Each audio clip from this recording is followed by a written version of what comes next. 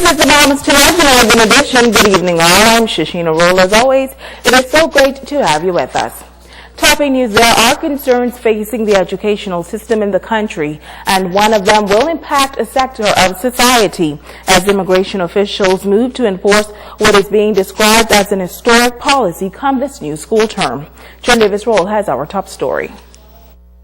The Minister of Education, the Honorable Jerome Fitzgerald, weighing in on the new immigration policy and the impact it will have on the education system in this country.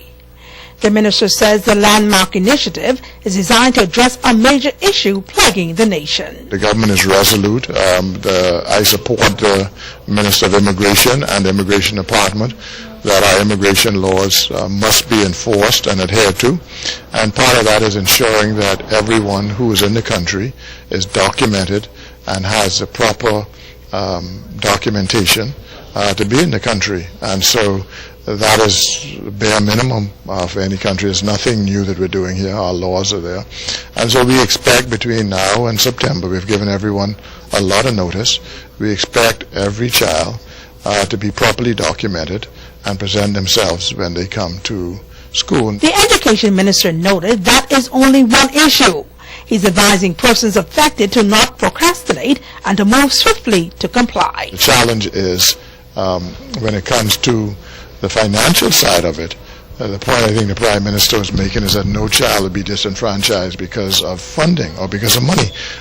But that's a separate point. The first point is making sure that you file your documents. Now, if there's a problem with the money part, then the government will intervene or look into it to make sure that money is not the factor that stops you from coming to school. Minister Fitzgerald says the implementation of this new requirement is shining the light on yet another issue. This as the education system is also being challenged on another front. A number of Bahamian students who are in school whose parents or mother has not registered their birth and they don't have a birth certificate. And we don't realize this until they go for a passport or they're trying to get off to go to school or something. And there's a challenge because 18 years ago the mother didn't register the birth. And so we are now also using it as a mechanism to ensure that all students, all children of the Bahamas are properly registered and have the right documents in place. And so again, I'm urging parents, Bahamian parents as well, mothers who have not gone and registered their child to get a birth certificate to go and do so as well and present those because we'll be asking for those as well. Joan Davis Rolle, ZNS Network News. Well, the government continuing its focus on food production and security. The introduction of BMV and Andros is expected to put a dent in the large amount of food that the country imports each year. Tonight, Sabrina Brown tells us that more young people are getting involved in the industry. The Bahamas imports around $1 billion worth of food annually, and that's why Executive Chairman of the Bahamas Agricultural and Industrial Corporation, Dion Smith, says the government is trying to get more Bahamians to tap into that lucrative market. As the government develops the Bahamas Agriculture and Marine Science Institute, BAMSI, Smith says there now appears to be a growing interest in this sector among young people. When we taught BAMSI, the director of the program was indicating how it used to be persons in the 60s that used to want to be farmers, but now we have students as young as 16 that are interested in being farmers. What happens is there seems to be a gap, and it's a financial gap. Smith says there is a concern that it takes a lot of capital to be successful in farming, and the government is now focusing on helping young people who want to start a farming business. We now find ways to help young persons who may not have the capital come up with the capital and have a successful business. See, what happens is if a person doesn't see success at the end of the day, then they don't really want to start the program in the beginning. But we want to show now that a young person driving a BMW or a Mercedes, walks out and he goes into his office at his farm. Show that it can be done. Minister for Grand Bahama Dr. Michael Darville says over the past year, his ministry has been working closely with the Ministry of Education to develop an agricultural cadet program. This Agricultural Cadet Corps is a program that will, in our view, be the feeder program necessary to ensure that our agricultural specialists as well as farmers are generated from the island of Grand Bahama. We are convinced that Grand Bahama has the ability to be very effective in food production for the Commonwealth of the Bahamas. And we intend from the Ministry for Grand Bahama through the Minister of Agriculture to work very closely with BAIC to develop the technical team necessary in order for us to accomplish this goal and objectives. He says students from Grand Bahama are now being recruited to be a part of BAMSI in Andros. That particular recruitment process is going very well, and many of our young people who are interested in agricultural science are capitalizing on the opportunities that will be available at BAMSI. As you are aware, Grand Bahama, Abaco are islands that have been earmarked for major agricultural and maritime as well as maricultural projects. And we look forward to working very closely with BAIC and the technical team from BAIC as we develop these programs. Sabrina Brown, ZNS Network News. Well, Grand Bahama's healthcare system could be in critical condition. Reports reaching our newsroom say the ambulance department is suffering from a serious shortage of vehicles. We have been reliably informed that one ambulance is in operation to service the entire island, and a Grand Bahama Health Services van is reportedly being used as a backup vehicle. Now, ZNS News contacted the Rand Memorial Hospital's administrator, Sharon Williams, who confirmed that 3 emergency vehicles are down. She says mechanics are working diligently to have them up and running by tomorrow. In the meantime, she says the hospital has gotten the assistance of the various agencies with ambulance services. However, she notes that the health services vehicle is being utilized to assess and stabilize patients until an emergency vehicle is available. Now, the hospital administrator says the health services will respond to all emergency situations. And authorities in Abaco are investigating the death of an American male on board a cruise ship yesterday.